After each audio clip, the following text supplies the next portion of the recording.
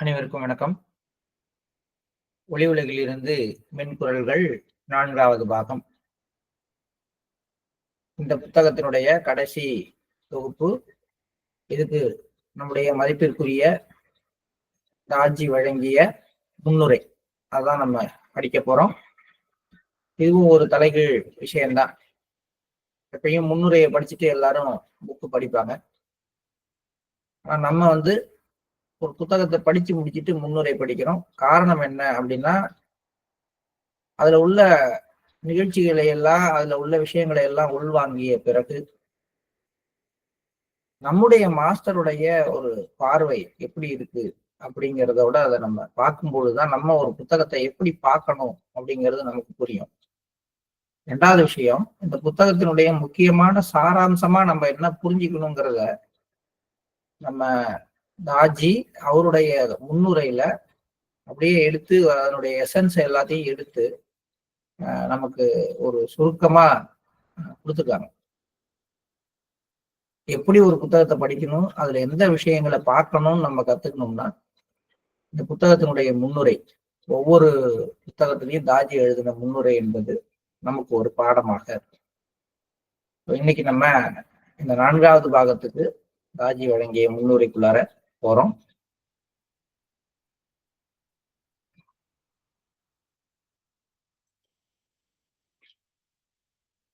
பாபுஜி மகராஜின் சுயசரிதத்தின் இந்த 4வது மற்றும் இறுதி தொகுப்பு மே 1, 1946 ஜூன் 30, 1955 வரை உள்ள காலகட்டத்தில் ஒரு மாஸ்டர் என்ற முறையில் அவரால் எழுதப்பட்டதாகும்.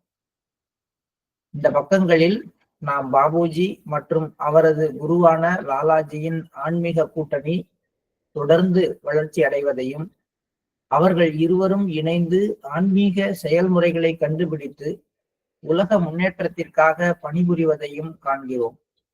அவர்களுடன் உள்முக தொடர்பு கொள்கின்ற மாபெரும் மகான்களின் பாரம்பரியம் மிக அரிதானதாகும். இதுல தாஜி பார்க்கிற விஷயங்கள், ஒண்ணு, அந்த குரு சிஷ்யன் அந்த கூட்டணி, அந்த இருவரும் இணைந்து செயல்படுற விஷயம் எப்படி 1944 தொடங்கி மேலும் மேலும் இறுகுது. அவங்களுக்குள்ளார இருக்கிற அன்பு வலுவடைகிறது, அவங்களுக்கு இருக்கிற தொடர்பு மேலும் விரிவடைந்து இன்னும் ஆழமாகுது. அத இந்த இந்த புத்தகத்துல நம்ம பார்க்கிறோம் அப்படிங்கிறது ஒரு விஷயம்.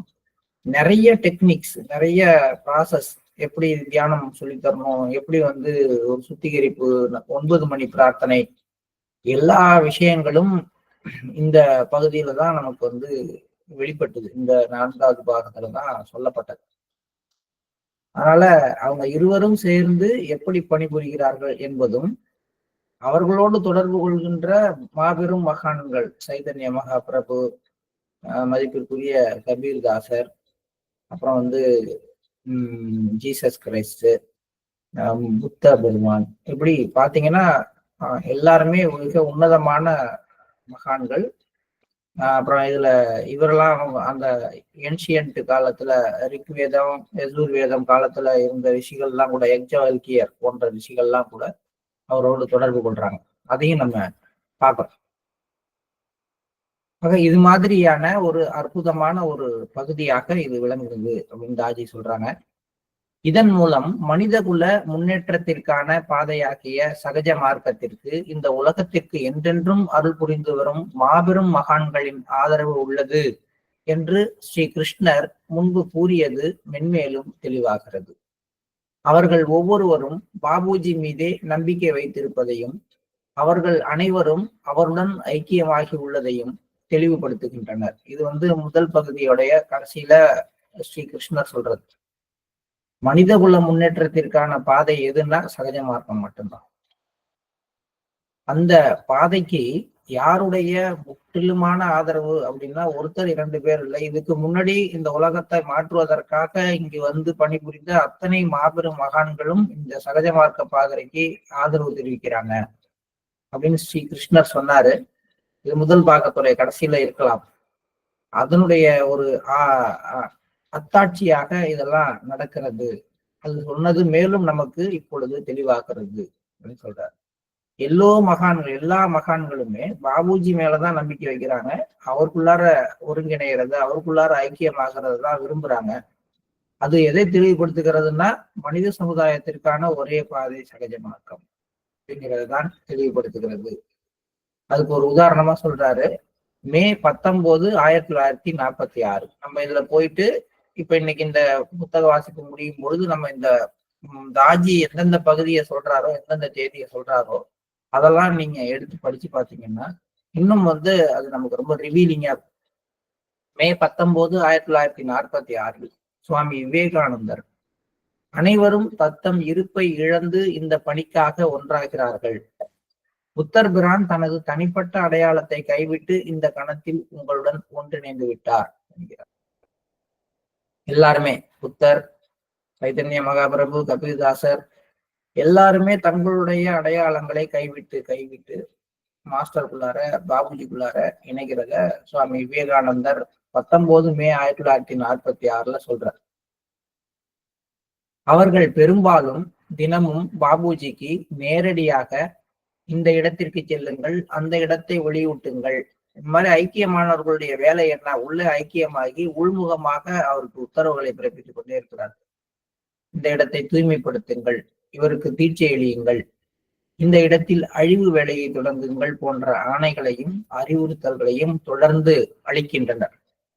மேலும் அவர்கள் அனைவரும் பாபுஜி ஆன்மீகத்தின் உச்சநிலையில் இருப்பதை விரும்புகின்றனர். நம்ம ஒளியூட்டுதலை பத்தி பார்க்கும் பொழுது புத்தர் தான் அந்த தியானம் பண்ண இடத்த, அந்த மரத்தடியை முன் எப்போதும் இல்லாத அளவுக்கு ஒளியூட்ட சொன்னதையும், அதுக்கு லாலாஜி ஒரு கண்ட்ரோலிங்கா ஒரு விஷயம் சொன்னதையும் நம்ம இந்த இடத்துல ஞாபகப்படுத்தி பார்க்கலாம்.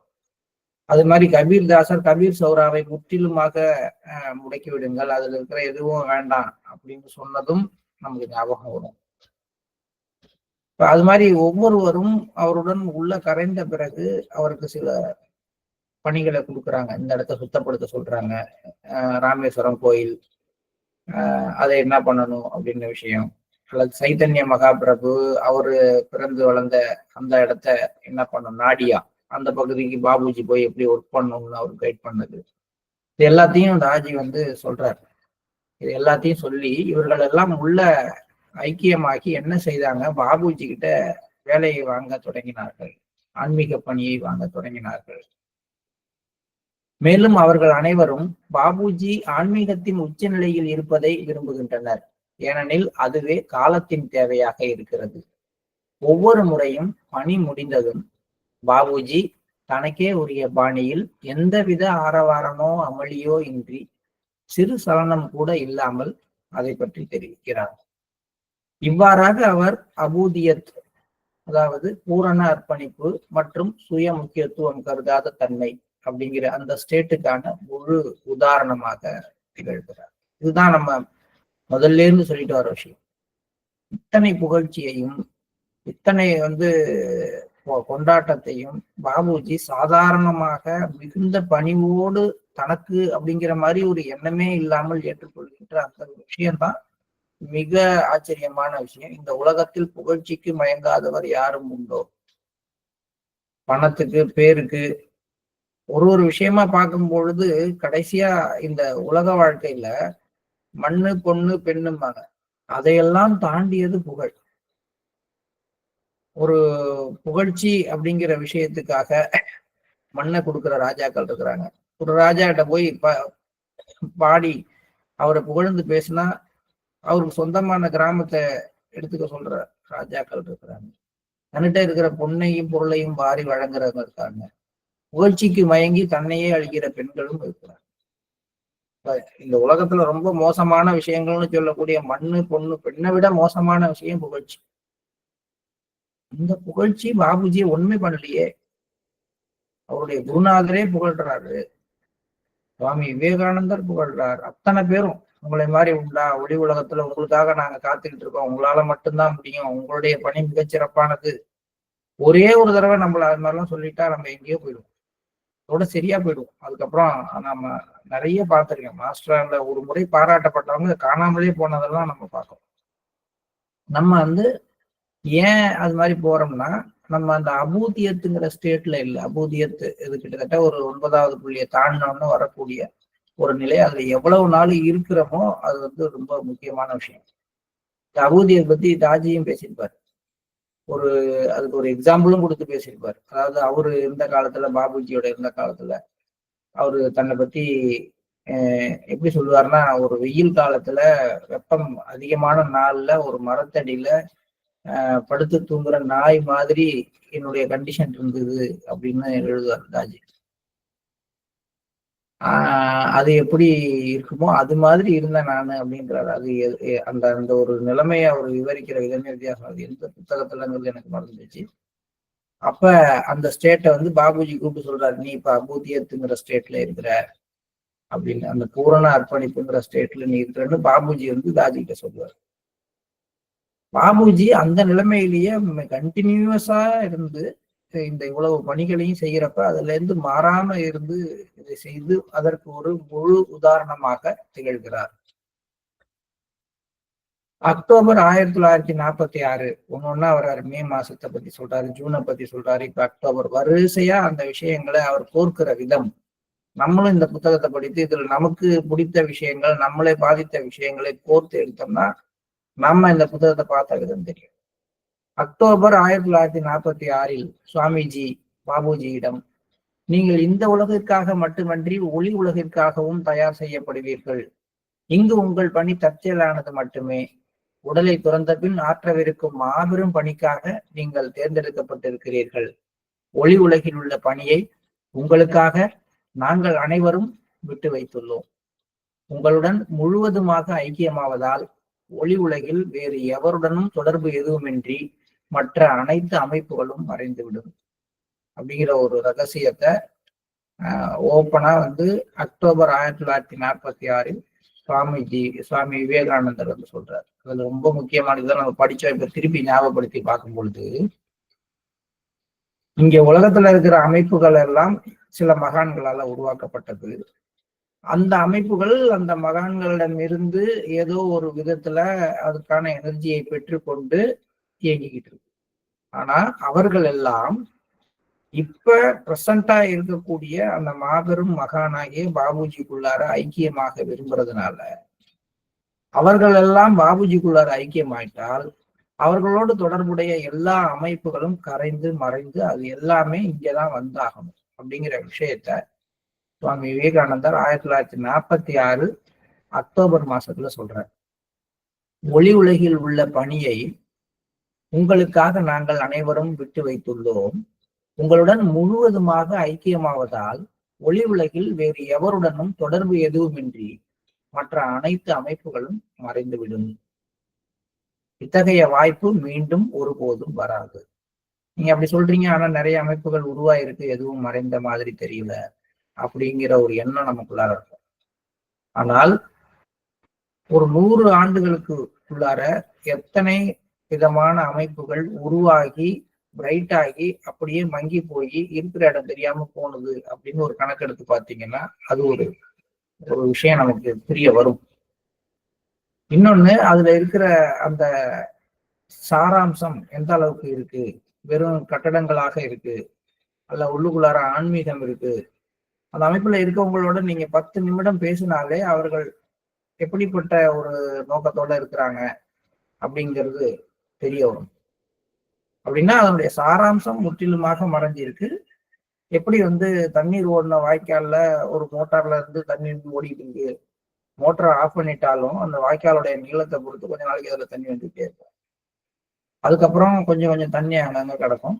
அதுக்கப்புறமும் கொஞ்ச நாளைக்கு, ஒரு நாளைக்கோ 2 நாளைக்கோ அந்த ஈரம் இருக்கும். அதுக்கப்புறம் தான் அது காயும். இப்ப ஈரம் இருக்குது அப்படிங்கிறதுனாலயே வந்து தொடர்பு இருக்குது அப்படின்னு நம்ம முடிவு முடியாது. அது மாதிரி ஆயிரக்கணக்கான ஆண்டுகளாக, நூற்றுக்கணக்கான ஆண்டுகளாக தொடர்ந்து வந்த ஒரு அமைப்பு அதனுடைய கனெக்ஷன் வந்து கட் ஆகி அதனுடைய சாராம்சம் வந்து இன்னொன்னுக்குள்ளார மறைஞ்சிருச்சு அப்படின்னாலும் அந்த அமைப்பு அந்த வேகத்துல கொஞ்ச நாள் இயங்கி. அப்படித்தான் இந்த 75-100 வருடங்களாக மற்ற அமைப்புகள் இருக்கு. மற்றபடி உள்ளபடியே சொல்ல போனால் எல்லா உயர்நிலைப்பட்ட மகான்களுடைய உருவாக்கப்பட்ட அமைப்புகளும் பாபுஜிக்குள்ளார ஐக்கியமாய், அதனால அவற்றிற்கான அந்த தன்மை எல்லாம் மறைந்துவிடும் என்று சுவாமி விவேகானந்தர் சொல்லியிருக்காரு. இது அனைவரும் பயன்படுத்திக் கொள்ள வேண்டிய நேரம். எங்கள் பார்வை உங்கள் மீது மட்டுமே நிலைத்துள்ளது. அத்தனை மகான்களும் ஒரே மனிதர் மேல கவனத்தை வைக்கிறாங்க. அவர்தான் செய்ய முடியும் அப்படின்னு நினைக்கிறாங்க. அடுத்த டிசம்பருக்கு வராரு. 1946 டிசம்பர் மாத முற்பகுதியில் பாபுஜி ஒரு விஷயத்தை கண்டுபிடிக்கிறார். அதுவே மனித குலத்தின் உயர்விற்காகவும் மேன்மைக்காகவும் நிகழ்ந்த இதுவரை இல்லாத ஒரு மாபெரும் கண்டுபிடிப்பு எனலாம். இந்த கண்டுபிடிப்பு நம் மனித ஆன்மீக உடற்கூறியலில் இதய மண்டலத்தின் வட்டத்தின் பறந்து விரிந்த தன்மையை பற்றியது. இதன் முக்கியத்துவம் என்ன? கீழ்நிலையிலிருந்து மேல்நிலை, அதாவது மையத்திற்கு சற்று கீழ் உள்ள நிலை வரை உள்ள எல்லா சக்கரங்களும் இந்த பரந்த இதய மண்டலத்திற்குள் மறைந்த நிலையில் அமைந்துள்ளன என்பதை பாபுஜியால் அறிந்து கொள்ள முடிந்தது. இதை பத்தி டிசம்பர் மாதத்துல நம்ம பார்த்தோம்னா தெரியும். இதய மண்டலம் எப்படி விரிவா இருக்கு, மற்ற எல்லா சக்கரங்களும் எப்படி இதய மண்டலத்தோட தொடர்புல உள்ளன, அப்ப இதயத்துல தியானம் பண்ணா எப்படி அது எல்லா சக்கரங்களையும் விழிப்படைய வைக்குதுங்கிற அந்த விஷயத்தை ஃபுல்லா பாபுஜி கண்டுபிடிச்சு எழுதியிருப்பாரு. அதை லாலாஜி வெகுவாக பாராட்டியிருப்பார் 1946 டிசம்பர் மாதத்துல. இந்த பகுதிகள்லாம் நம்ம மீண்டும் அந்த புத்தக வாசிப்பு முடிஞ்சு நடுப்புற அடுத்த புத்தக வாசிப்பு நம்ம எப்ப தொடங்குவோமோ தெரியாது. அதுக்கு இடைப்பட்ட காலம் முழுக்க இந்த முன்னுரையில சொல்லப்பட்ட அந்த விஷயங்களை எல்லாம் நம்ம திரும்பி எடுத்து படிக்கும் பொழுது மாஸ்டர் நமக்கு நிறைய ஒரு மாற்றங்களை கொடுக்க ஒரு வாய்ப்பு உண்டு. அப்ப டிசம்பர் 1946 ஏன் இதயத்தில் தியானம் செய்ய வேண்டும் அப்படிங்கிறத நம்ம தெளிவா புரிந்து கொள்வதற்கு, உணர்ந்து கொள்வதற்கு, நம்ம இதயத்துல தியானம் பண்றதனுடைய அந்த வீரியம் என்னங்கிறத நம்மளே உணர்வதற்கு அந்த நாட்கள்ல பெறப்பட்ட, அதாவது 1946 டிசம்பர்ல முற்பகுதியில் பெறப்பட்ட செய்திகள்ல இருந்து நம்ம தெரிந்து கொள்ளலாம்.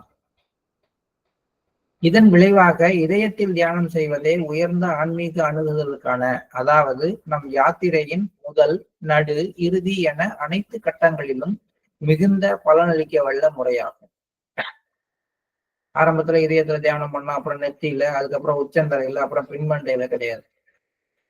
யாத்திரையினுடைய முதல் ஆரம்பத்திலையும் சரி, இடைப்பட்ட காலத்திலையும் சரி, இறுதி காலத்திலையும் சரி, நமக்கு மிக அதிக பலனளிக்க உள்ள ஒரு தியான முறை அப்படின்னா நம்ம இதயத்துல தியானம் செய்வதுதான் அப்படின்னு பாபுஜி அதை எழுதி முடிக்கிறார். ஆகவே பாபுஜி டிரான்ஸ்மிஷன் அல்லது பிரணாகுதியின் உதவியுடன் இந்த பயிற்சிகளை மேம்படுத்துகிறார். இந்த எல்லா பயிற்சிகளும் இப்ப இன்னைக்கு நம்ம அடிப்படை பயிற்சின்னு சொல்ற எல்லா பயிற்சிகளும் இந்த புத்தகத்துலதான் ஒன்னொன்றாக வெளிப்படுத்தப்படுது. அதை நம்ம படிக்கும் பொழுது சொல்லிட்டே வந்தோம். இப்ப தியானத்தை அறிமுகப்படுத்துறார், இப்ப சுத்திகரிப்பு முறையை அறிமுகப்படுத்துறார், இப்ப 9 மணி பிரார்த்தனை அறிமுகப்படுத்துகிறார், இப்ப இரவு நேர பிரார்த்தனை எப்படி பண்ணணும்னு அறிமுகப்படுத்துகிறார், புள்ளி தியானத்தை எப்படி பண்ணணும் அப்படின்னு சொல்லிட்டே வரோம். நம்ம அதெல்லாம் எல்லாமே ஏற்கனவே இருந்த ஒரு பயிற்சி முறையை அதை மறுகட்டமைப்பு செய்து புதிய பயிற்சிகளை தெளிவாக இங்க கொண்டு வர்றதும், அதுக்கு லாலாஜியும் சுவாமி விவேகானந்தரும் பாராட்டுவாங்க. மேக்சிமம் லாலாஜி தான் சொல்லுவார். இந்த பயிற்சி முறைகளை எல்லாம் பாபுஜி வெளிப்படுத்தினதை பத்தி லாலாஜி தான் உள்முக தொடர்பு கொண்டு உங்களுடைய கண்டுபிடிப்பு மிகச்சிறந்தது, இப்படிதான் செய்யணும்னு பாராட்டி அதை கன்ஃபார்ம் பண்ணுவார். அவ கண்டுபிடிச்சது பாபுஜி, அதை உறுதி செய்யறது ஒளி உலகத்திலிருந்து லாலாஜி, அந்த விஷயத்தை பத்திய ஒரு விமர்சனம் கொடுக்கறது சுவாமி விவேகானந்தர். இப்படிதான் இந்த செட்டப் இருக்கும். இந்த நீங்க கண்டுபிடிச்ச முறை மிக உன்னதமான முறை, இது பழங்காலத்துல ஒரு காலத்துல அறிமுகத்துல இருந்துன்னு சுவாமி விவேகானந்தர் அதுக்கு ஒரு இது கொடுப்பாரு. இல்லைன்னா அவரே சொல்லுவார், இதுவரை யாருமே இது கண்டுபிடிக்கல, இந்த மெத்தட் இப்பதான் நீங்க தான் முதல்ல கொண்டு வரீங்க அப்படின்னு. ஒரு 3 பேர் சேர்ந்த ஒரு கூட்டணி, ஒருத்தர் கண்டுபிடிக்கிறாரு, ஒருத்தர் இவர் கண்டுபிடிச்சது சரின்னு கன்ஃபார்ம் பண்றாரு, இன்னொருத்தர் அதை விமர்சனம் பண்றாரு. இது இப்ப இருந்ததா, இதுக்கு முன்னாடி இருந்துச்சா, புதுசா, இதோட ஸ்பெஷாலிட்டி என்ன அப்படின்னு. இப்படிதான் இவங்க 3 பேரும் இணைந்த அந்த கூட்டணியானது மிக வலுவான, மிக தூய்மையான, மிக எளிமையான, மிக வீரியம் மிக்க ஒரு பயிற்சி முறையை கண்டுபிடிச்சு நமக்கு கொடுத்திருக்கிறாங்க. இதயம் சார்ந்த ஆன்மீக பயிற்சிகளின் ஒருங்கிணைந்த தொகுப்பை உருவாக்கி அவற்றை மனித குலத்திற்கு இனம், பண்பாடு, மதம் மற்றும் சமுதாய படிநிலை என்ற பேதம் எதுவும் இன்றி மக்கள் அனைவருக்கும் அவர் கட்டணம் இல்லாமல் அளிக்கிறார். கடந்த காலத்தில் இத்தகைய வாய்ப்பு ஒரு சில யோகிகளுக்கும் துறவிகளுக்கும் மட்டுமே சாத்தியமாக இருந்தது. ஆன்மீக பயிற்சிக்கான அணுகுமுறையை எளிமைப்படுத்தியதன் மூலம் ஆன்மீக நாட்டமுடையோர் தங்களது பரிணாம வளர்ச்சிக்காக அதிக முயற்சியையும் உழைப்பையும் செலவிடும் அவசியத்தை அவர் நீக்குகிறார். ஆனா என்னன்னா, வாழ்நாளையே அர்ப்பணிச்சு குடும்பம் குழந்தை குட்டி எல்லாம் விட்டுட்டு எல்லா வேலைகளையும் விட்டுட்டு 24 மணி நேரமும் இதுக்காகவே உழைச்சா மட்டும்தான் கிடைக்குங்கிற ஒரு விஷயத்த நீங்க அப்படிலாம் செய்ய வேணாம். உங்களுடைய இல்லற கடமைகளை ஆற்றியபடி கொஞ்சம் முயற்சி பண்ணுங்க, நாங்க தர்றோம் அப்படின்னு சொல்லி மாத்தி அமைச்ச ஒரு அற்புதமான ஒரு விளைவு பாபுஜியால தான் இந்த உலகத்துல நடந்திருக்கிறது. இறைவன் எளிமையானவர் மற்றும் அவரை அடையும் வழி இன்னும் எளிமையானது என்று பாபுஜி அடிக்கடி கூறுவார். கடந்த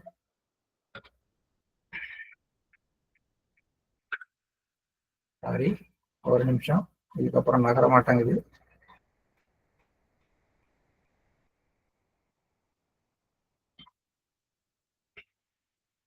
கடந்த காலத்தில் மார்ச் 1947 பாபுஜியின் ஆராய்ச்சி, இப்ப 1946 இருந்து ஒரு 4 இன்சிடென்ட் காஜி சொல்லியிருக்காங்க. அடுத்து 47க்கு போறாரு. மார்ச் 1947 பாபுஜியின் ஆராய்ச்சி ஆர்வலர்களை மைய மண்டலத்திற்கு இட்டு செல்லும் பயிற்சி முறைகளை கண்டுபிடிக்கும் அளவிற்கு விரிவடைந்தது. மையம்ங்கிற கருத்தை கொண்டு வந்ததும் பாபுஜி தான். முதல்ல மையத்து வரைக்கும் மனிதனை அணுக முடியுங்கிறத கண்டுபிடிச்சது அவர் தான். அதுக்கான பயிற்சி முறைகளை சொன்னதும் பாபுஜி தான். இது பிரமிக்க வைக்கும் கண்டுபிடிப்பு. 1947 மார்ச் மாசத்துல உள்ள செய்திகளை குறிப்பா படிச்சு பார்க்கணும்.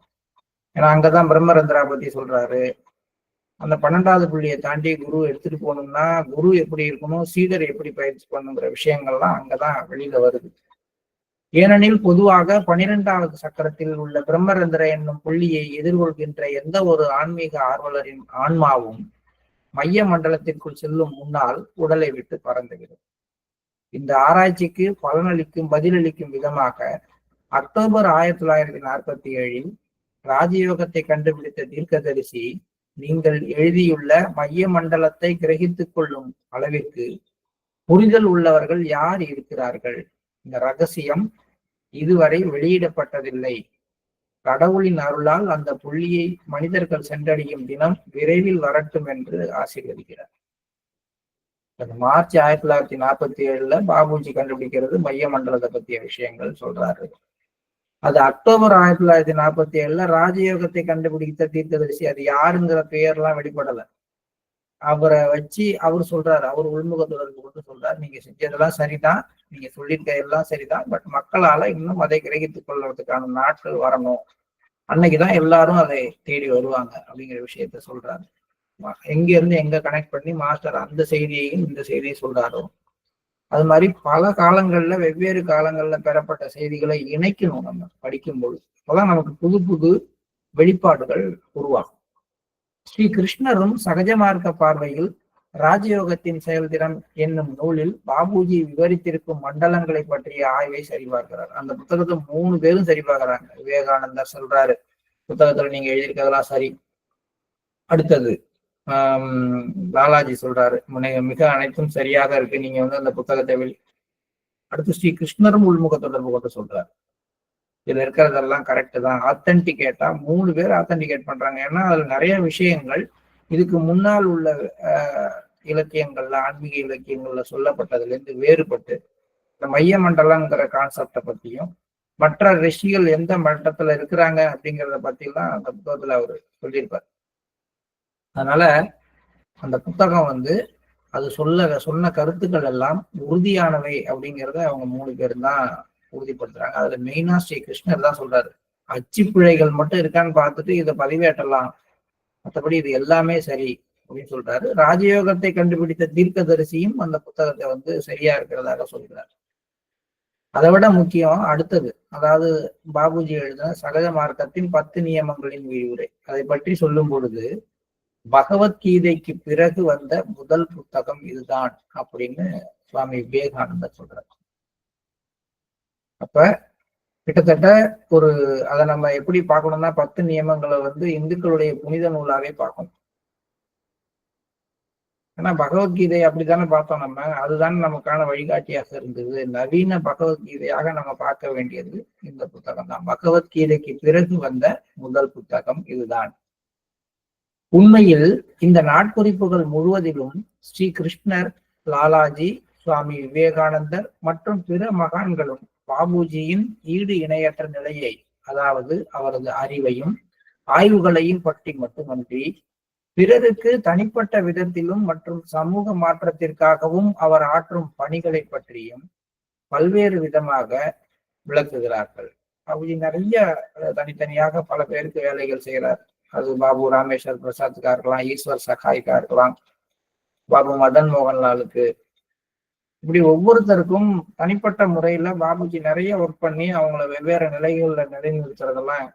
இவர் இப்ப பணிவின் புள்ளியை தாண்டி இருக்காரு. இவர் இப்ப இறைபக்தி மண்டலத்துல நீந்தி கொண்டிருக்கிறார். இவர் பரபிரமாண்ட மண்டலத்தில் வைக்கப்பட்டார். இவருடைய சகோதரி இங்க நிலைநிறுத்தப்பட்டார். இப்படிலாம் நம்ம நிறைய அந்த புத்தகத்துல படிக்கிறோம். அதுதான் அவர் தனிப்பட்ட விதத்தில் அப்படிங்கிறார். தனிப்பட்ட விதத்திலும் அப்புறம் சமூக மாற்றத்திற்காகவும் இந்த பகுதியில அழிவை ஏற்படுத்துங்க, இந்த பகுதியில கலவரத்தை நிறுத்துறதுக்கான ஏற்பாட்டை செய்யுங்க, இந்த பகுதியில ஒரு கலவரத்துக்கான சூழ்நிலையை உருவாக்குங்க, இதெல்லாம் சமூக மாற்றத்துக்கு அடிப்படை. இப்படி எல்லா விஷயங்களும் இந்த புத்தகத்துல பொதிந்து கிடக்கின்றது. அவர்களது பார்வையில் இந்த பூமிக்கு இதுவரை அருளப்பட்டிருக்கும் சிறந்த மகாபுருஷர் பாபுஜி தான் என்பது எந்த ஐயமும். ஹையஸ்ட் பர்சனாலிட்டி, எல்லா திறன்களோடையும் எல்லா விதமான நுண்ணறிவோடையும் பூமியினுடைய மாற்றத்துக்காக கொண்டு வரப்பட்ட மிக உன்னதமான மகாபுருஷர் அப்படின்னு தான் எல்லாருமே சொல்றாங்க. அதோட மட்டும் இல்லாமல் அவருடைய பணி மகாபிரளயத்துக்கான பணி அப்படின்னா up to the end of this pralaya, இந்த யுகா முடிகிற வரைக்குமான பணிகளுக்காக நியமிக்கப்பட்டவராக அவர் இருக்கிறார். ஏதுமற்ற, அதாவது சுய முக்கியத்துவம் கருதாத மனிதர் என்று அவர் விவரிக்கப்படுகிறார். இதுவும் லாலாஜி சொல்லுவார். ஏதுமற்ற என்று நான் உங்களை சொல்லியது எல்லாருக்கும் தவறாக தெரியலாம், ஆனா உங்களை இதை தாண்டி வேற எந்த வார்த்தையாலையும் குறிக்க முடியாது அப்படின்னு பாபுஜியை பத்தி லாலாஜி சொல்லுவார். உடலுடன் வாழும் போதே பரம்பொருளை அடைய முடியாத அவர் தெய்வீகத்தின் திருவுருவமாக விளங்குகிறார். இதில் பதிவான கருத்துக்கள் இத்தகைய மகா புருஷருடனும் மனித குலத்திற்கு அவர் அறிமுகப்படுத்தியுள்ள அமைப்புடனும் இணைந்திருப்பது குறித்து உண்மையில் நம் ஒவ்வொருவரையும் பெருமை கொள்ள செய்யும். அப்படித்தானே அது. இதை படிக்க படிக்க நமக்கு என்ன வருது, நம்ம சிஸ்டத்தினுடைய எஃபெக்ட் என்ன, நம்ம எப்படிப்பட்ட மாஸ்டரை நம்மளோட வைத்திருக்கிறோம், நம்ம செய்யற பயிற்சி முறை எப்படியெல்லாம் நம்மளை மேல கொண்டு போகக்கூடிய வாய்ப்புடையது, யாரெல்லாம் இந்த பயிற்சி முறைக்கு ஆதரவு தெரிவித்திருக்கிறாங்க, இதெல்லாம் பார்க்க பார்க்க நமக்கு இந்த புத்தகங்களை படிச்சது நமக்கு பல விதங்கள்ல நம்முடைய ஆதாரத்தை ஆழமாக்கிட்டோம்.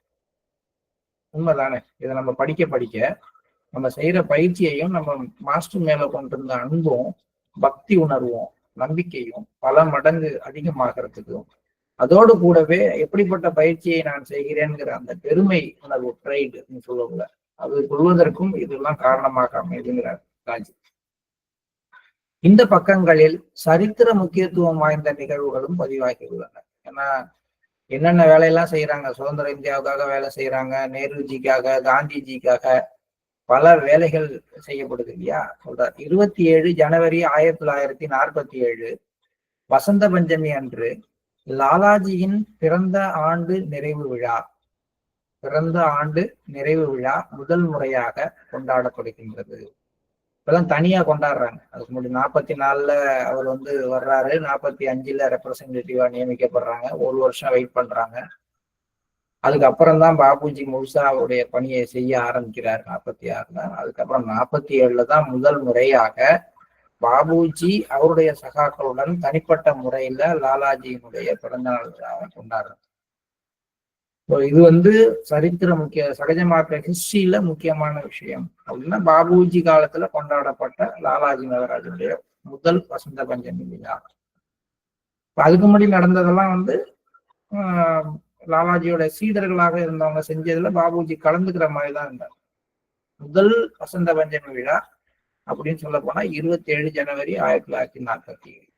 அதே மாதிரி 1949 ஏப்ரல் 30 அன்று பாபுஜியுடைய முதல் பிறந்தநாள் விழா. இதை வந்து இனிஷியேட் பண்றது வந்து சதுர்வேதி, பிரதர் சதுர்வேதி, சிஸ்டர் கஸ்தூரி. அவங்கதான் முதல்ல வந்து என்ன பண்றாங்க, ஏன் உங்களுடைய பிறந்தநாள் விழாவை நாங்க கொண்டாடக்கூடாது அப்படின்னு கேட்டு அதுக்கான அனுமதியை பெற்று முதல் பிறந்தநாள் விழா வந்து சிஸ்டர் கஸ்தூரியோட வீட்டுல தான் நடக்குது, லக்கிம்பூர் கேரியில. அந்த இடத்தை எப்படி தயார் பண்ண சொல்றாரு அப்படிங்கிறது ஒவ்வொரு பிறந்தநாள் விழாவுக்கும் நம்முடைய நம்ம போய் சேர்ற இடத்த வந்து எப்படி தயார் பண்ணப்பட்டிருக்குன்னு நம்ம புரிஞ்சுக்கிறதுக்கான இருக்கும். அப்ப விவேகானந்தர் பாபுஜியில சொல்வார், உங்கள் முதல் பிறந்த நாள் விழாவானது முதல் முறையாக லக்கிம்பூர் கேரியில் கொண்டாடப்படும். அந்த இடம் முழுமையாக சக்தியூட்டப்பட வேண்டும். காற்றும் மற்றும் பூமியில் உள்ள ஒவ்வொரு துகளில் இருந்தும் மிக உயரிய ஆன்மீக நறுமணம் வீச வேண்டும். அந்த நாள் முழுக்க உங்களுடைய வேலை இது மட்டும்தான் சொல்லுவார். ஸோ அந்த அந்த முதல் பாபுஜியுடைய முதல் பிறந்தநாள் விழா எத்தனை பேர் இருந்திருப்பாங்கன்னு நம்ம நினைக்கிறோம்? மொத்தமா ஒரு 5 ஃபேமிலி, மொத்தமா அதிகபட்சம் ஒரு 30 பேர் இருந்திருக்கலாம் அப்படின்னு சிஸ்டர் கஸ்தூரி எழுதுறாங்க. ஒரு அதிகபட்சமே இருந்தா ஒரு 30 பேர் இருந்திருப்பாங்க முதல் பிறந்தநாள் விழாவில். ஒரு 4 ஃபேமிலி, அதுல ஒரு ஃபேமிலி அவங்களோடது, சிஸ்டர் கஸ்தூரியோடது, அப்புறம் ஈஸ்வர் சகாயோடது, பாபு ராமேஸ்வர் பிரசாத் மிஸ்ராவோடது. இப்படிதான், இவ்வளவுதான். அப்ப அதை பத்தி ஒரு ரெக்கார்டு கூட இல்லைங்கிற, பெரிய ரெக்கார்டா வந்து இப்ப ஒரு ஃபங்க்ஷன் நடக்குதுன்னா ரெஜிஸ்ட்ரேஷன் எழுதுறது, இவங்க கலந்துக்கிட்டாங்க அப்படிங்கிற அளவுக்கு கூட ஒரு பெரிய ரெக்கார்டு முதல் பிறந்தநாள் விழாவுக்காக இல்லை. ஒரு 10 வருடங்கள் தொடர்ச்சியா அங்கதான் நடந்துச்சு. அதுக்கப்புறம் தான் இடங்கள்லாம் மாறுது. ஸோ அந்த ஒரு சரித்திர முக்கியத்துவம் வாய்ந்த நிகழ்ச்சினா லாலாஜியுடைய பிறந்தநாள் விழா கொண்டாட ஆரம்பிச்சது, பாபுஜியுடைய பிறந்தநாள் விழா கொண்டாட ஆரம்பிச்சது, அதெல்லாம் இந்த புத்தகத்துலதான் பதிவாகி இருக்கிறது. இந்த பக்கங்களில் சமுதாயத்தின் சரித்திரம், அதாவது சகஜ மார்க்க ஹிஸ்டரி மட்டும் இல்ல, வேர்ல்டு ஹிஸ்டரி, நம்ம இந்தியாவினுடைய சரித்திரம், அதெல்லாமும் கூட இங்கே இருக்கிறது. இனி வர இருக்கும் காலங்கள், இன்று மனித குலம் எதிர்நோக்குகின்ற இடர்பாடுகள் பற்றி கூட பல குறிப்புகள் இடம்பெற்றுள்ளன. மாவீரரான அர்ஜுனன் பாபுஜியிடம் அநியாயம் அதிகரித்து வருவதால் மகாபாரத காட்சி மீண்டும் வரும். என்ன வளையத்தில் வில்லின் நான் எழுப்பும் அதிர்வொலி அதனை ஒத்த ஒரு அதிர்வை ஏற்படுத்தியுள்ளது. அந்த எண்ணம் உங்களுடையதாக இருந்தாலும் அந்த அலை என்னை வந்து அடைந்துள்ளது. அப்ப சொல்றாரு, எண்ணத்தை வந்து எப்படி வச்சுக்கிறாரு, பாபுஜியுடைய எண்ணம் எப்படி வந்து ஒரு விஷயத்தை தள்ளுது அப்படிங்கிறது. என்ன வளையத்தில் வில்லின் நான் எழுப்பும் அதிர்வொலி, அவருடைய சங்கல்பமானது அந்த எண்ணத்தை ஒரு வில்லோட நான் எப்படி அம்ப செலுத்துதோ அது மாதிரி செலுத்துது அப்படிங்கிற அடிப்படையில தான் அர்ஜுனர் அதை சொல்றாரு. தீமைகள் பெருகுகின்றன, அதே சூழ்நிலைகள், அதாவது மகாபாரத காலம் நடந்த போது நடந்த அதே சூழ்நிலைகள் மீண்டும் நிலவத் தொடங்கியுள்ளன. கவனித்து அறியுங்கள். சூழ்நிலையே விஷயத்தை சொல்கிறது. என்ன விஷயத்தை சொல்லுது? அழிவு பணிய ஆரம்பிக்கிற விஷயத்தை சொல்லுது.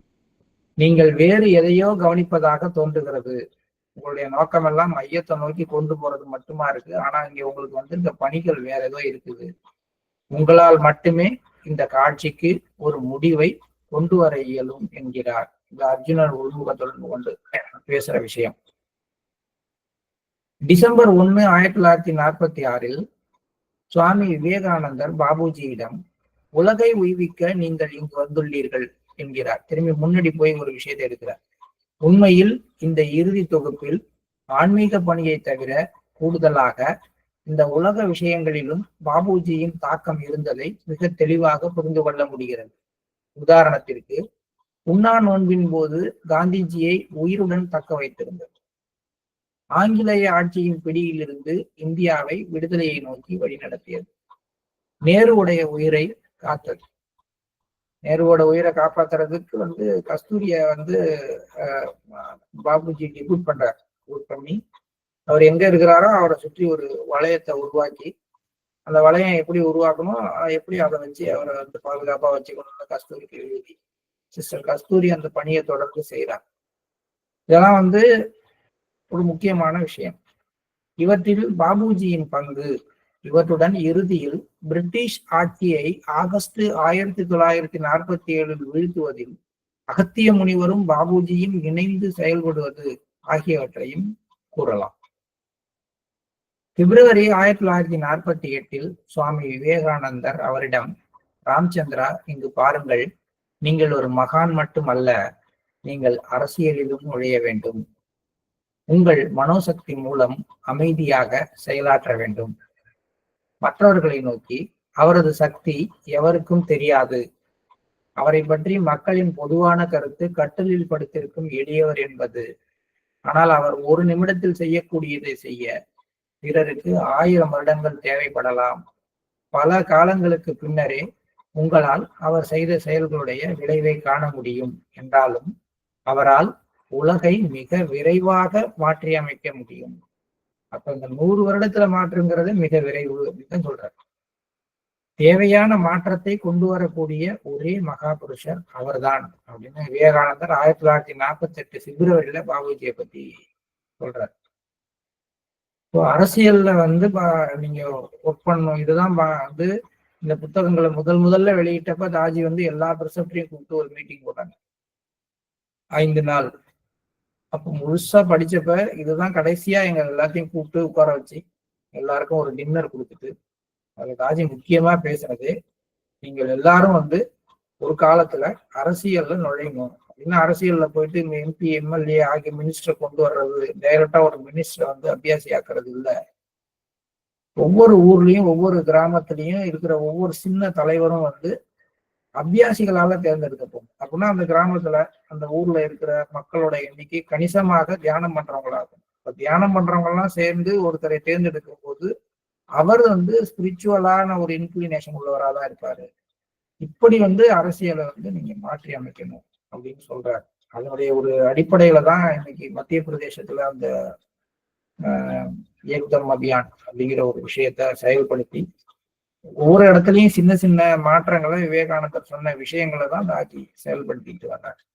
எந்த கட்சிங்கிறது நமக்கு முக்கியம் இல்லை. நம்ம அடிப்படையில செய்ய வேண்டிய பணி தேர்ந்தெடுக்கிற மக்கள் தியானம் செய்கின்ற மனநிலை உள்ள மக்களாக இருக்கணும். அப்ப எல்லாமே மாறுங்கிறது தான் இதுல அடிப்படை. ஏப்ரல் 1948 பாபுஜி பெண்களுக்கான ஆன்மீக பயிற்சி முறைகளை உருவாக்குகிறார். இது இன்னொரு நாள் படிக்க வேண்டியது இல்லைன்னு நினைக்கிறேன். இன்னையோட இது முடிச்சிடலாம், அதனால கொஞ்சம் எக்ஸ்டெண்ட் ஆகும். ஆன்மீக பயிற்சி முறைகளை உருவாக்குகிறார். அப்படி செய்யும் பொழுது சுவாமி விவேகானந்தர் சொல்றார், குருத்துவ முறையில் மாற்றம் ஏற்பட்டுள்ளது. இந்த குரு பாரம்பரியம்னு ஒண்ணு வச்சுக்கிட்டு அவங்க என்னென்னலாம் இது வரைக்கும் சொல்லிட்டு வந்தாங்களோ அதெல்லாம் உடைச்சு நீங்க புரட்சி பண்றீங்கிறார். ஏன்னா அந்த பண்டைய கால குரு பாரம்பரியத்துல பெண்களுக்கு ஆன்மீகத்துல இடம் கிடையாது. மேக்சிமம் அவங்க வந்து இதெல்லாம் செய்யக்கூடாது, இந்தந்த விஷயங்கள்லாம் ஆண்கள் தான் செய்யணும். இன்னைக்கும் போய் வந்து இறந்த உடலுக்கு கொல்லி வைக்கிறதுங்கிறது இந்து மத பாரம்பரியத்துல பெண்கள் செய்யக்கூடிய விஷயமா இல்லை. அப்படிதானே? அப்ப எல்லா விஷயங்களும் கலாச்சாரம் பண்பாடு எல்லாத்துலயுமே வந்து பெண்கள் வந்து வேற விதமாக ட்ரீட் பண்ணப்பட்ட மாதிரி ஆன்மீகத்திலையும் பெண்கள் அப்படிதான் ட்ரீட் பண்ணப்பட்டாங்க. அதை உடைச்சது வந்து பாபுஜி தான். அது பெண்களுக்காகவே ஆன்மீக பயிற்சி முறையை உருவாக்குனது. பெண்களே தலைவர்களாக ஆன்மீக தலைவர்களாக இருக்கக்கூடிய பல அமைப்புகள் கூட இதை செய்யல. ஆனா பாபுஜி தான் அதை செய்யறார். செயல்முறை மாற்றப்பட்டுள்ளது. உண்மையில் நீங்கள் அமைப்பையே மாற்றிவிட்டீர்கள் என்கிறார். இதுவரை ஆன்மீகத்தில் பெண்களுக்கென குறிப்பிட்ட பயிற்சிகளுக்கு இடமில்லை என்பது நம்மில் பலருக்கு ஆச்சரியம் அளிக்கலாம். இங்க மட்டும்தானே பெண்கள் செய்யறதுக்காக பி புள்ளி இப்போ ஏ புள்ளி தியானமோ அவங்களுக்கு ஸ்பெஷலாக சொல்லப்படுறதெல்லாம் இங்கதானே. அதே மாதிரி பெண்கள் எப்படி தியானம் பண்ணணும், அவங்க மனதுல எப்படி வந்து எண்ணத்தை வைத்துக் கொள்ளணுங்கிறதுக்கெல்லாம் டெக்னிக்கெல்லாம் கொடுத்துருக்கிறது பாபுஜி தான் கண்டுபிடிச்சு சொல்றாரு. ஆனால் பாபுஜி துரிதமாக முன் வந்து பெண்களுக்குரிய பண்புகளை, பெண்களின் அன்பு மற்றும் பேணி காக்கும் இயல்பு இவற்றை மதிக்கும் விதமான வழிமுறைகளை வடிவமைக்கிறார். சகஜ மார்க்க பயிற்சி முறை மட்டும்தான் ஒரு பெண் தன்னுடைய குடும்பம் குழந்தை குட்டிகளை எல்லாம் கவனிக்காம ஆன்மீகத்துக்குள்ளார போகிற ஒரு விஷயத்த தடுக்குது. அன்னைக்கும் பெண் சன்னியாசினிகள் இருந்தாங்க. ஆனா பெண்கள் எல்லாம் சன்னியாசியானா இந்த உலகம் இயங்க முடியாது. அவங்கதான் ஆக்கும் சக்தி, அவங்கதான் காக்கும் சக்தி எல்லாம். இப்ப தங்களுடைய எல்லா விஷயங்கள், அந்த அன்பு, பேணி காக்கும் இயல்பு இவற்றையெல்லாம் மதிக்கிற விதமான ஒரு வழிமுறையை பாபுஜி தான் உருவாக்கினார். இந்த வழிமுறைகளை அவர் அறிமுகப்படுத்தியதுமே முதல்ல வந்து அதுக்காக அவங்களை பாராட்டினது மீராபாய். பாபுஜியிடம் உள்முக தொடர்பு கொண்டு ஸ்ரீ கிருஷ்ணரின் மீது அன்பும் பக்தியும் செலுத்தியதன் மூலம் தன்னால் இதுவரை எட்ட முடிந்தது என்பதை குறிப்பிட்டு, ஆனால் பாபுஜி பிறருக்குள் உருவாக்கிய உச்ச நிலைகளின் அருகாமையை கூட அது தொடவில்லை என்பதையும் பகிர்ந்துள்ளாரு. நம்ம இப்பதான் சமீபத்துலதான் படிச்சேன். நான் அடைய வேண்டியதை அடைஞ்சேன் கிருஷ்ணர் மீது கொண்ட பக்தியினால. ஆனால் இப்போ உங்கள்கிட்ட வாங்கின டிரான்ஸ்மிஷன்ல எனக்குள்ளார ஏற்பட்ட விளைவு மிக பிரமிப்பாக இருக்கிறது. இந்த அளவுக்கு என்னை ஏன் கிருஷ்ணர் கொண்டு போகலன்னு தெரியல. ஆனா அதே நேரத்துல மனித அணுகுமுறையே மிக உன்னதமானது அப்படிங்கிறத நான் புரிஞ்சுக்கிட்டேன்னு மீராபாய் சொல்லுவாங்க. அதை இங்க மாஸ்டர் கோட் பண்ணி காட்டுறாரு. எங்கெல்லாம் ரொம்ப ரொம்ப முக்கியமான விஷயங்களோ அதையெல்லாம் தாஜி தேடி எடுத்து கோத்து ஒரு மாலை மாதிரி இந்த முன்னுரையை கொடுத்துருக்கிறார். பல முறை இந்த முன்னுரையில அவர் கோட் பண்ண பகுதிகளுக்கு போய் நம்ம படிக்கணும், தொடர்ச்சியா படிக்கணும். அவர் சொன்ன விஷயங்களை எல்லாத்தையும் எடுத்து படிச்சு பார்த்தோம்னா மிகப்பெரிய ஒரு வெளிப்பாடு நம்ம ஒவ்வொருவருக்கும் வரும். ஜூன் 1948 புத்தர் பிரான் பாபுஜியிடம் ஒரு முக்கியமான விஷயத்தை தெளிவுபடுத்துகிறார். அது நூற்றுக்கணக்கான ஆண்டுகளாக இறையியல் விவாதத்தின் மைய கருத்தாக இருந்த புத்த மதம் கடவுளை ஒப்புக்கொள்ளவில்லை என்பது குறித்த விஷயம். அதை பத்தி நிறைய புத்தர் பேசியிருப்பார். கடைசியா கூட அதை பத்தி தான் பேசுறார். 1953 கூட அதை பத்தி பேசுவார். அது எதனால் என்று புத்தர் விளக்குகிறார்.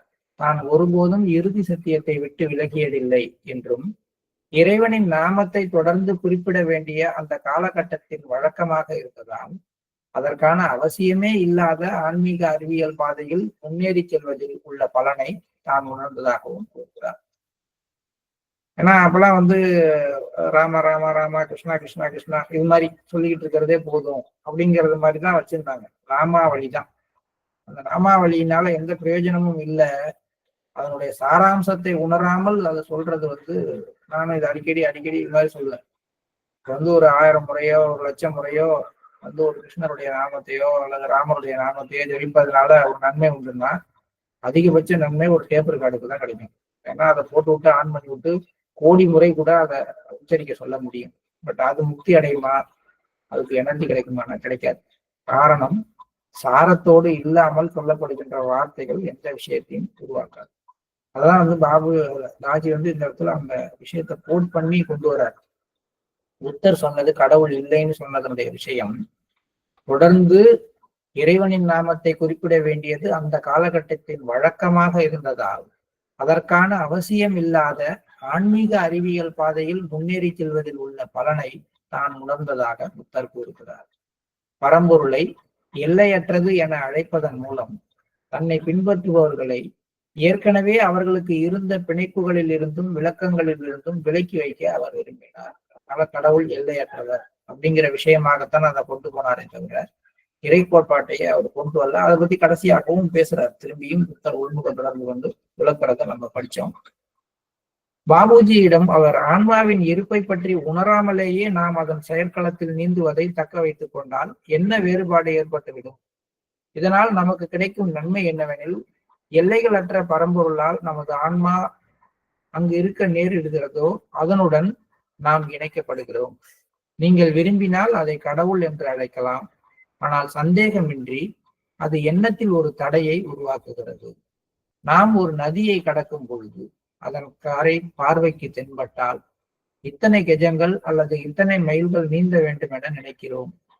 அந்த சூழ்நிலையில் நம் எண்ணத்தில் ஒருவித வரம்பை உருவாக்குகிறோம். ஆனால் அதுக்கப்புறம் இந்த இடத்துல அதுவாகவே ஆஃப் ஆகுது. ஒரு நிமிஷம்.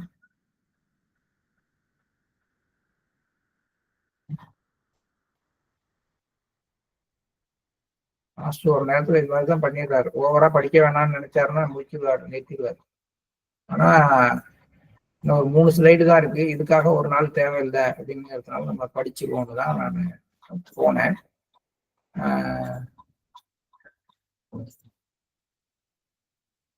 சரி, அப்படியே நான் படிக்கிறேன். ஆன்மாவின் இருப்பை பற்றி உணராமலேயே நாம் அதன் செயற்களத்தில் நீங்குவதை தக்க வைத்துக் கொண்டால் என்ன வேறுபாடு ஏற்பட்டுவிடும் என்று சொல்றாரு. நாம் இத்தனை கெஜங்கள் அல்லது மைல்கள் நீந்த வேண்டும் என நினைக்கிறோம். அத்தகைய சூழ்நிலையில் நாம் நம் எண்ணத்தில் ஒருவித வரம்பை உருவாக்குகிறோம் என்பது உண்மை. இப்போது அந்த கரையை கடவுள் என்று நிர்ணயித்தால் நம் பார்வை அதுவரைதான் செல்லும்.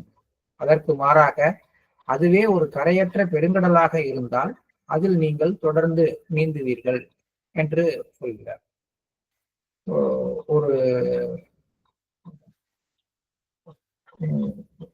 ஒரு 4 ஸ்லைடு இருக்கு. இன்னைக்கு நம்ம முடிச்சிடலாம். அதனால முடிச்சுட்டு தொடர்ந்து அப்படியே நம்ம இன்னைக்கு கொஞ்சம் டிஸ்கஸ் பண்ணிட்டு முடிச்சுக்குவோம். கொஞ்சம் வெயிட் பண்ணுங்க, சில நிமிடங்கள்.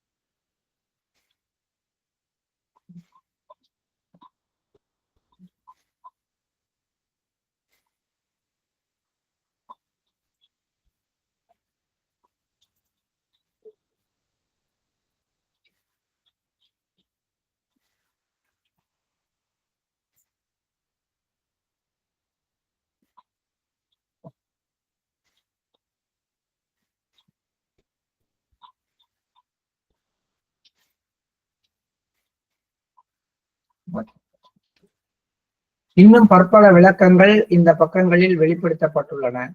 உதாரணத்திற்கு லாலாஜியும் பாபுஜியும் மாயையின் இயல்பை பற்றி கலந்துரையாடுகிறார்கள். அதில் லாலாஜி இறுதி பரம்பொருளில் இருந்து விலகிய நிலையே உண்மையில் மாயை என்கிறார். மேலும் அவர் பரம்பொருளுடன் முழுமையாக ஒன்றியிருக்கும் பாபுஜியை போன்ற ஒரு மகாபுருஷரால் மாயையிடமிருந்து எப்படி வேலையை செய்வித்துக் கொள்ள முடிகிறது என்று எளிமையான விதத்தில் விளக்குகிறார்.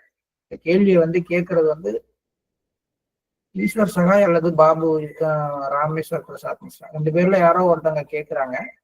அப்ப இந்த விஷயத்த லாலாஜியும் பாபுஜியும் டிஸ்கஸ் பண்றாங்க. இது நம்ம இந்த புத்தகத்துடைய ஒரு கடைசி கொஞ்ச நாளைக்கு முன்னாடி நம்ம படிச்சோம். சுவாமி விவேகானந்தரும் பாபுஜியும் மையத்தின் இயல்பை பற்றியும்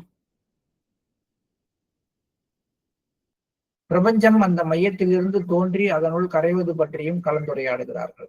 மிக உன்னதமான தகுதி வாய்ந்த குருவின் மூலம் வெளிப்படுத்தப்படும் பல உரையாடல்கள் ஆற்றல் மிக்க மனித உணர்வுறு நிலைக்குள் இட்டு செல்லும் நுழைவாயில்களாக இருக்கின்றன. பாபுஜி இந்த நாட்குறிப்புகளில் தனது பணியை பற்றி ஒருபோதும் தன்னை ஒரு மாஸ்டர் என்ற நிலையில் இருத்தி கொண்டு விவரிக்கவில்லை. எனவே அவரது மேன்மையை எடுத்துச் செல்வது மற்றவர்களது பொறுப்பாகிறது. எங்கேயுமே பாபுஜி நம்ம இதை அடிக்கடி சொல்லிட்டே வந்தோம். தன்னை பத்தி எங்கேயுமே அவர் எதுவுமே நான் இப்படி செஞ்சேன் போனேன் வந்தேன் அப்படின்னு கூட சொல்றது இல்லை. லாலாஜி கூட ஒரு சில இடங்கள்ல இந்த புகழ்லாம் எனக்கு சார்ந்தது, என்னுடைய சக்தி தான் இங்கு வேலை செய்கிறது அப்படின்னு சில இடங்கள்ல சொல்றதை பார்த்துக்கோம். ஆனா பாபுஜி ஒரு இடத்துல கூட அது மாதிரி சொல்லவில்லை. இப்ப அவரு சொல்லாததுனால அவரை பற்றி சொல்ல வேண்டியது மற்றவர்களுடைய பொறுப்பாகிறது. அதனாலதான் மற்றவர்கள் எல்லாருமே பாபுஜியை பற்றி சொல்லிட்டே வர்றாங்க. தனது கட்டிலில் அமர்ந்தபடி தன்னிச்சையாக அனைத்து பணிகளையும் ஒருவர் செய்கிறார். 24 மணி நேரத்தில் 1 நிமிடம் கூட ஓய்வின்றி இருந்தாலும் அதை அவர் உணர்வதில்லை. இத்தகைய பொறுப்பை ஏற்பதற்கு யாராவது தயாராக இருக்கிறார்களா அப்படின்னு சுவாமி விவேகானந்தர் கேட்கிறார். ராமச்சந்திர, நீங்கள் ஏன் இதை உணர்வதில்லை? உணர்தல் மற்றும் பணியாற்றுதல் ஆகிய இருமுனை தாக்கத்திலிருந்து உங்கள் மனம் விடுபட இதை நீங்கள் உணரலாமே. கொஞ்சம் அதை பத்தி நீங்க உணர்ந்தீங்கன்னா உங்களுக்கு ஓய்வு கூட கிடைக்கும். தெய்வீகத்தன்மை படைத்த அத்தகைய பணியில் எப்போதும் மும்முரமாக ஈடுபட்டிருக்கும் வேறு எவராவது இருக்கிறாரா? அந்த உணர்வை போதுமான அளவு எவராலும் எப்போதாவது நீக்க முடியுமா? முடியாது என்றே எண்ணுகிறேன்.